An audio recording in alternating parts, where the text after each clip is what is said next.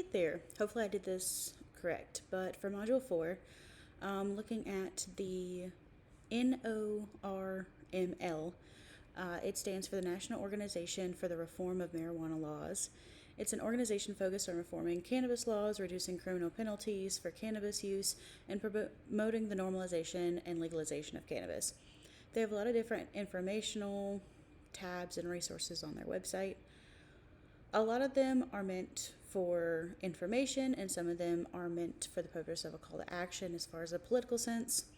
The normal acronym defines a couple of these terms that are asked in the prompt. To begin with, the term labeling is a term associated with the label of a person or a group.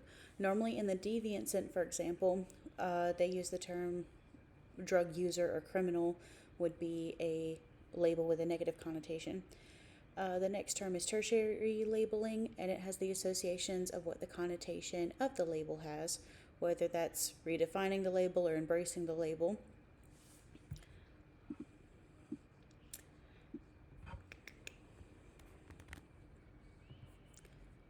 The stigma term is the negative stereotyping and potential discrimination that's attached to the label. And lastly, with stigma management, which is how individuals or groups reduce stigma, which involves advocacy, challenging stereotypes, and reframing in order to change the connotation of what people think about the idea.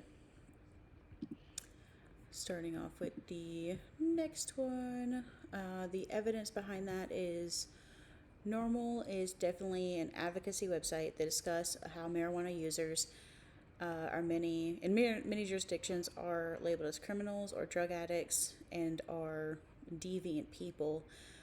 However, the label carries negative connotations. Like I said, it comes with the social implications and legal penalties that are pushed into the negative consequences that follow, because one use of that or whatever literally stays with them on a long-term level with a criminal record and affects opportunities afterwards. As far as the tertiary labeling, NORML has the goal to shift marijuana users from being a stigmatized group or deviants to shifting to lawful abiding citizens expressing their liberties which associated with tertiary labeling, and they're attempting to reclaim and not accept the label of deviant but instead redefine it. They voice that marijuana users are everyday people with normal jobs, rational behaviors, and not reckless criminals for the most part, and helps to give evidence in their claims in order to establish advocacy and a call to action in the light of stigma management strategies. They are pushing it to more of a neutralization as far as the terminology used. They also provide scientific studies, arguments, and the fact that there are states that are legal that do have decriminalization laws that can help their claims. They also provide a lot of activism through their site with membership donations and ways to affect things politically. However, the constraint to this is not just a simple one and done kind of thing. The laws and associations with these labels are strong with society, as well as the obvious legal implications of it. There is the potential risk that they're not voicing in order to normalize or help their position in the matter, being that they are a biased source, being that they are advocating their advocacy organization. Even with the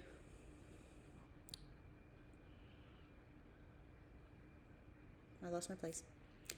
It comes with, even with equality, it comes with the challenges of the marginalized groups still facing, even the marginalized groups, even though if it did get equality, there still would be racial disparities, or many would be treated more harshly. If there's overcorrection by trying to push too hard for normalization, then it could cause more pushback, which could be harmful to their cause rather than helpful.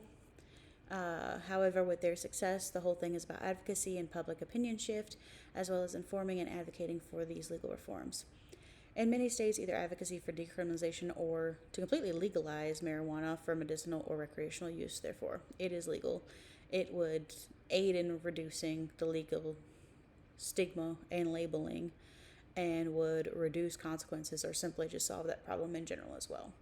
They have a lot of articles just discussing it and being open in media and science and giving exposure to reduce their taboo as well.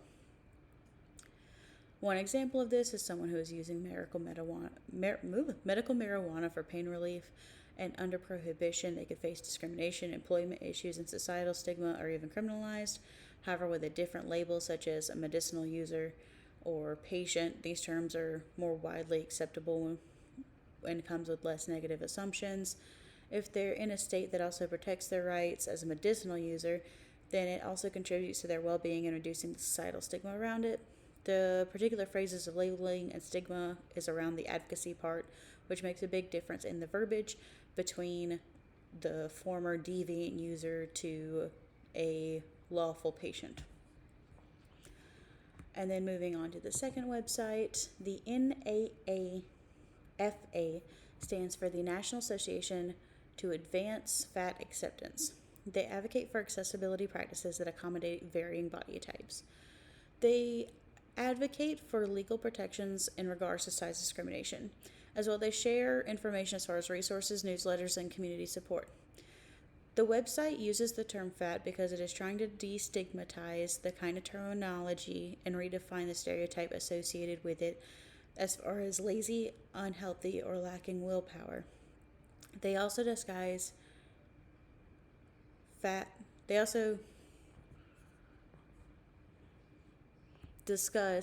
bias in the media.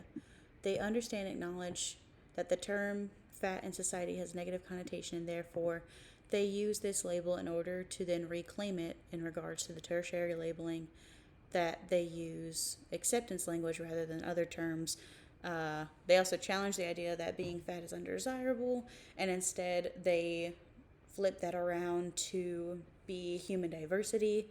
They also discuss the stigma around people's bodies and how it's categorized as a disease and a risk factor with obesity. And they challenge that idea.